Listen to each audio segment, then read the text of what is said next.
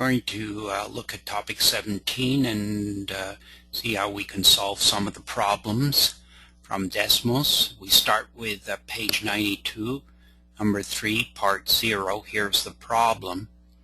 And if I put this equation into Desmos right here, you see that I get this little triangle indicating that it doesn't like the equation.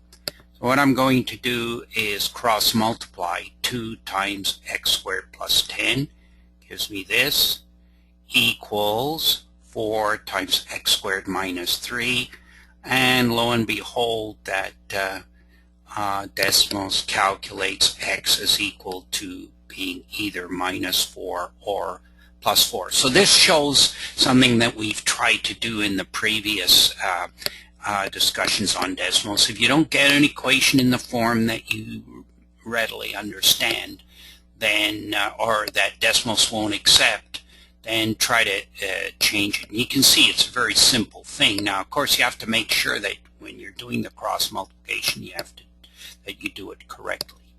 Now, here I'm going to do graphical solutions. If there's no little bar down here in the box here, it shows that this is strictly calculated. Here it shows that it's going to calculate. I could have put y equal to, or I can just leave it like this.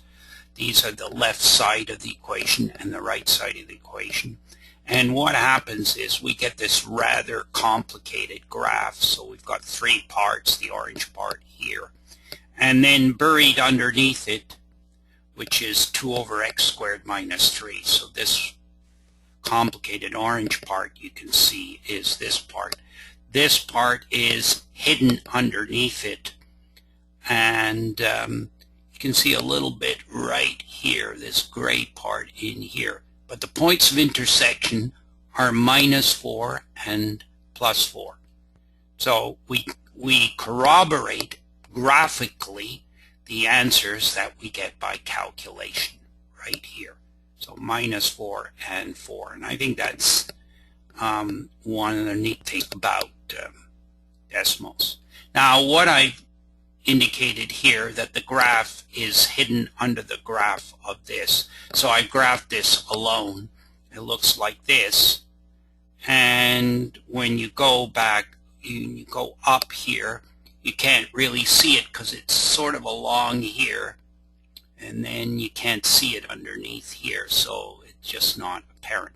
But you can click off each one of these graphs and see them independently and then see them together. Of course, the key point is that the point of intersection graphically is the same as we get by calculation. Okay, so now let's go to the next problem, number 22. We're told for an official Canadian flag with a ratio of length to width is 2 to 1. Accordingly, find the dimensions of a flag with A, an area of 18, and B, a perimeter of 13.5. So these are 2 separate problems, but we let X equal the length and Y equal the width. The ratio of the length to the width is 2. If I solve this for y, I get y equals x over 2. So that's one equation, y equals x over 2. And the other one is the area, the length times the width equals 18. So I put these 2 equations in here. And this is the straight line portion, which is this one right over here. That's the straight line. And this one is the blue part here, right here. Again, complicated, and don't worry about the shape of the graph. The key thing is that we can highlight the points of intersection, which are 6 and minus 6. Now, obviously, a length cannot be negative, so really the negative solution is not a real solution.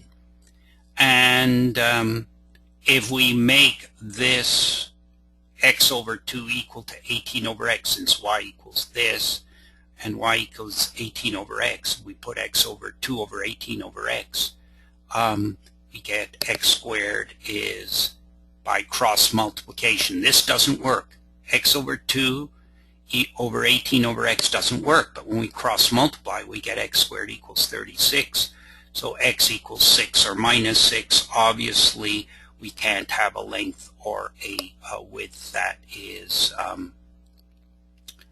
negative. So what we're really saying is that x is 6, and when x is 6, y is 3, so that 1 is double the other. And the other thing is that 6 times 3 gives us 18. So we use the positive values. Now, in the case of the second part of this problem, the length to width ratio is the same, but we're also given the perimeter. 2 times the length plus 2 times the width equals 13.5.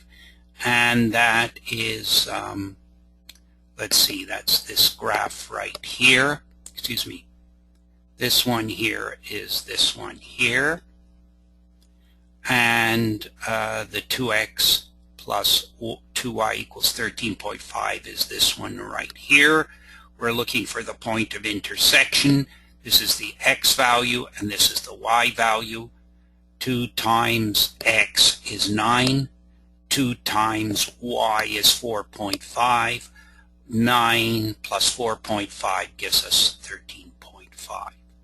So here we have the two dimensions, 4.5 and 2.25. Now, the ratio of a father's age to his son's age is 3:1. 2 years ago, the ratio of their ages was 7:2. How old are they now? We let x equal the father's age and y equal the son's age. So the father's age is equal to 3 times the son's age. So that's one equation. And so you can see there's a graph for that here. And that would be this one, the green one right here. This one going here and then going over here. And 2 years ago, so we subtract 2 from the father's age and subtract 2 from the son's age, and the ratio is 7:2, and that gives us this line here, and they intersect at 30 and 10. So 30 is the father's age and 10 is the son's age, and you can see that's at 3:1. Now, and again, if you subtract 2 from this, you get 28, and 2 from that, you get 8, and 28 to 8 is the ratio 7:2. Now, if I take this equation here, and substitute for x, 3y, so I put 3y here, same equation, Desmos won't handle it. It won't calculate it.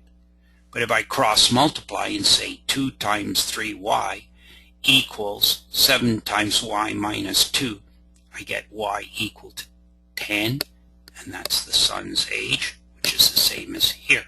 So you can see again that Desmos can be used graphically right here, using graphs, using box 1 and 2, and in box 4 we get the calculation.